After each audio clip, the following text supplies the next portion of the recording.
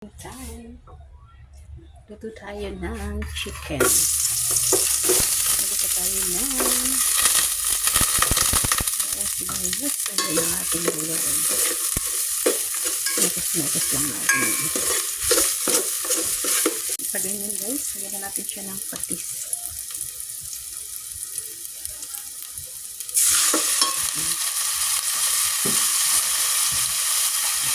Paanot na bangis.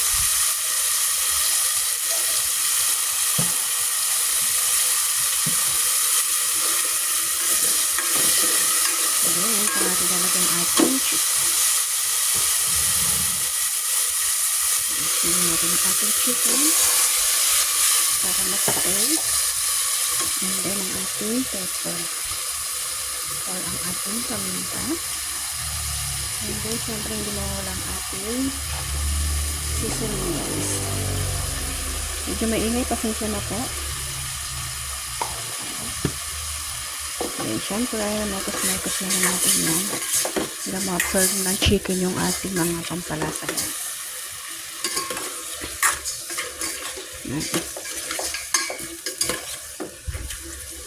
Then, i-cover ko muna yan guys.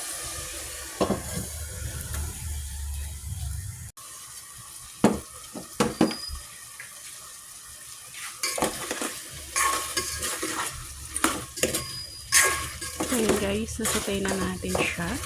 So, bigyan na natin siya ng pang-asin. Saka natin siya lalagyan ng sabaw or ng kanyang magiging sauce. Soup guys.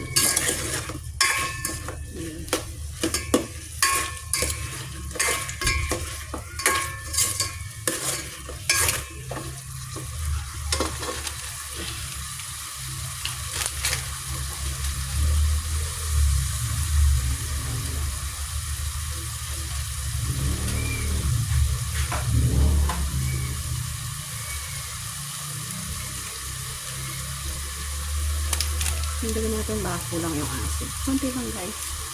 Para lang ulit natin chatin ito.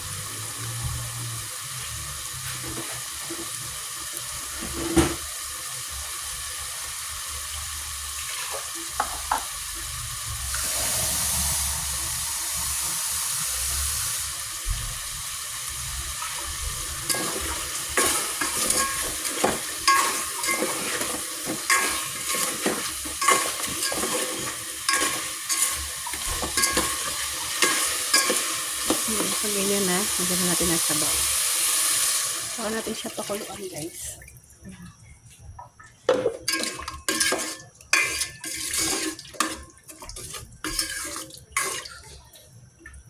Yan, cover na natin. Ay! Yan. So, yan guys, kumukulo na siya. Pwede na natin ilagay ang ating mustasa. Ito guys, ang ating mustasa. Lagay na natin yan para pag luto na, pwede na tayong mag-lunch.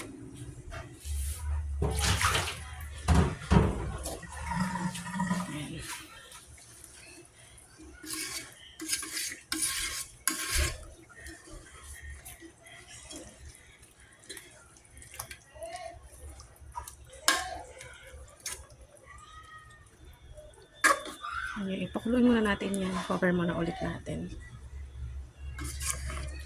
Para malutong mabuti ang ating mustasa. Okay na rin naman guys yung ating asin. Ayan. So, pakuluin.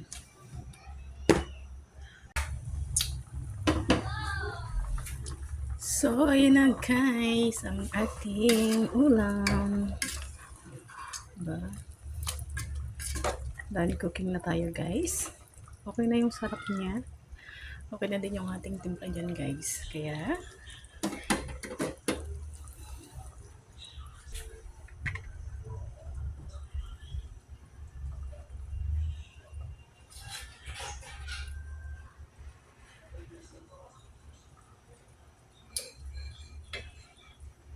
okay guys.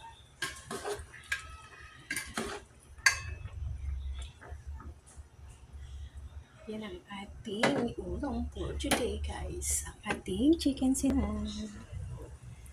Yan.